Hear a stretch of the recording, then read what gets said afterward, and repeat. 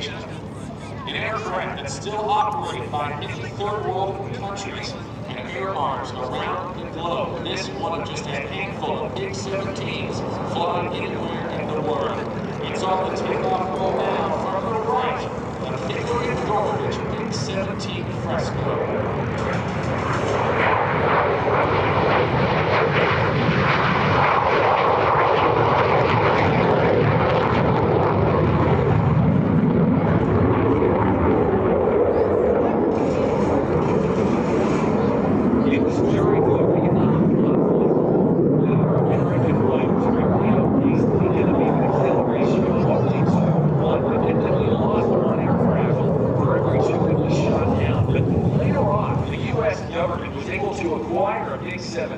And testing began at Groom Lake, Area 51, to understand the capabilities of this most capable Eastern fighter. In a program known as Ham Drill, it aims to learn and exploit the weaknesses of this aircraft. In just a moment, Bill Culberson of FIGHTERJETS Inc. will be repositioning low and to the left as he works his way upwards to just shy of about 500 miles an hour. Ladies and gentlemen, from low and to the left, please welcome to Air Power over Hampton Roads, the MiG-17.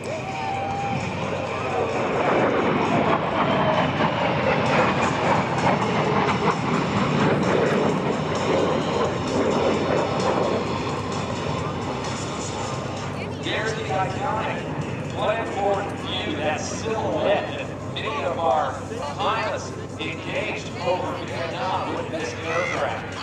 The MiG-17 was a bit of a technological marvel, particularly for the Soviets that built it.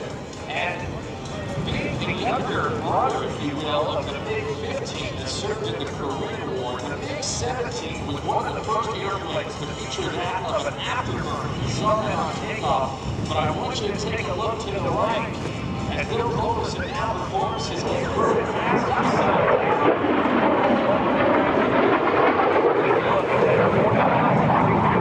Of this indeed supersonic fighter.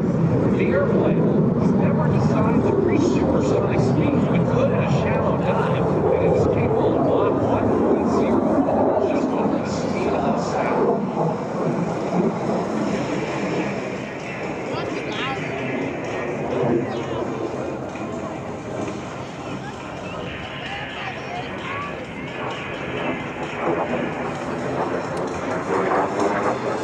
When production began for this aircraft in the 1950s, its Plymouth AK-1 engine was one of the first power plants to feature an afterburner, and it provided for enough thrust to reach those supersonic speeds I was telling you about in the dive. And the MiG-17, in fact, was such a potent weapon during the Vietnam War. It was not until the introduction of the General Dynamics now Lockheed Martin F-16 Falcon that in which this aircraft that we're seeing was the tightest turning fighter anywhere in the world. We watch now to the right for the afterburner in this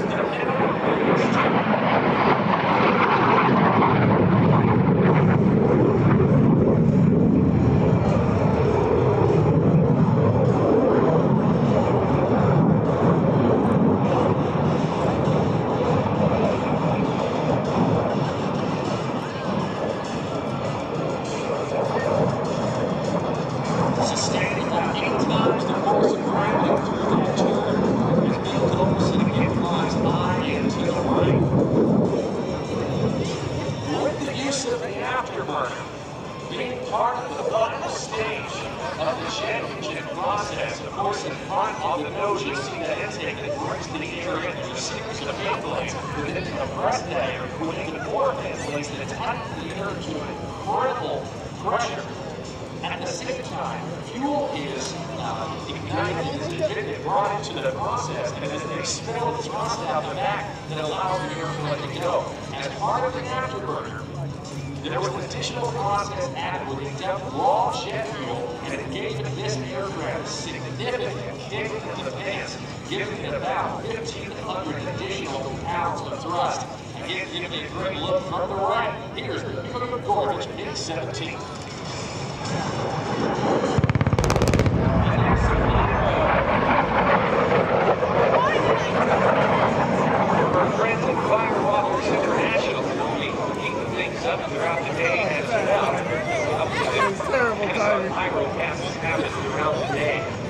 This MiG-17 and these type aircraft, in fact, carry some of the largest guns ever to be carried in aerial combat. And in fact carried a 37mm Newton M37 cannon alongside two 23mm NR-23 cannons. It had enough ammunition for about 5 seconds of continuous firing, but even at a range of 5,000 feet away, a 2-second burst could actually strike through a target with nearly 50 pounds of metal. Here's a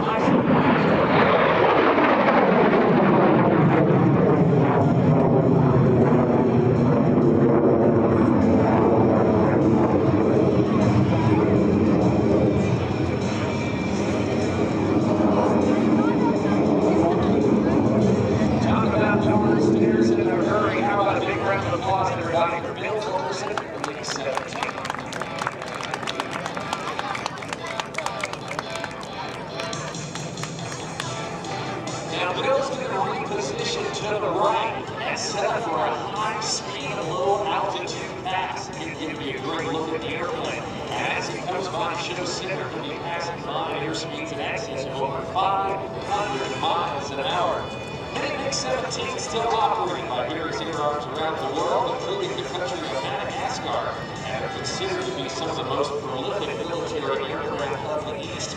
He's been cleared down from the right.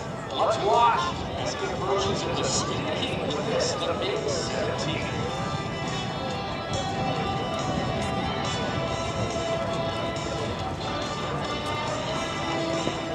There's 520 miles an hour.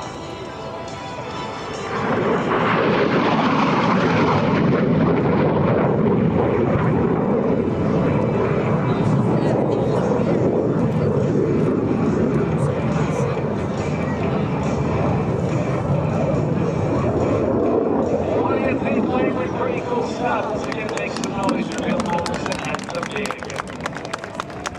Bill Culberson is the son of a U.S. Air Force fighter pilot. He's been in love with military aviation for as long as he can remember.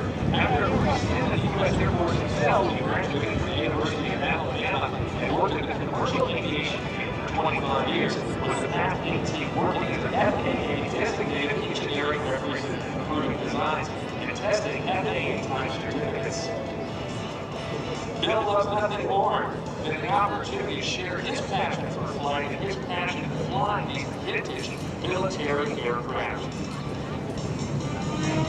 He wants to extend a very big thank you to the Air Power over Hampton Roads team for the invitation to fly for you this weekend, and of course to the great people of Virginia for their hospitality as well. He invites you to check them out on their website at FIGHTERJETS Incorporated, FIGHTERJETS.com, to learn more about this incredible aircraft and more about the aviators who fly them.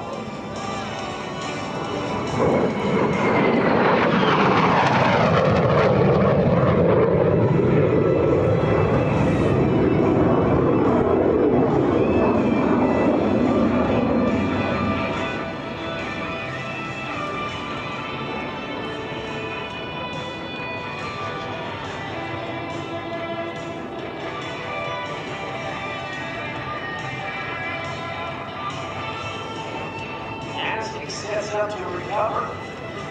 Bill Culberson wants to extend a big thank you to the FIGHTERJETS INC team and their sponsors to include Air Wisconsin, Good Aviation Towers, Marathon Orbital Aerospace, and Gulf Coast Avionics, the Jet Street Aviation Products, the Historic Aviation Memorial Museum in Tyler, Texas, to Aviation Insurance by Duncan, MT Propeller, the Chintex Corporation, and the Fast Trains and Fred at Fuel and Speed Aviation Assets.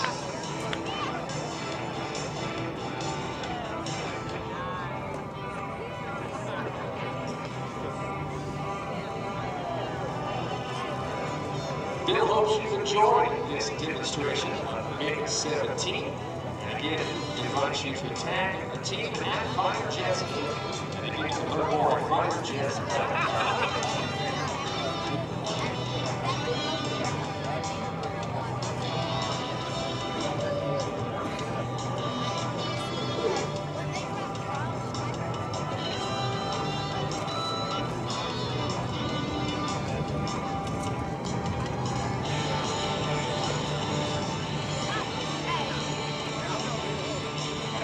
touchdown by the MiG-17.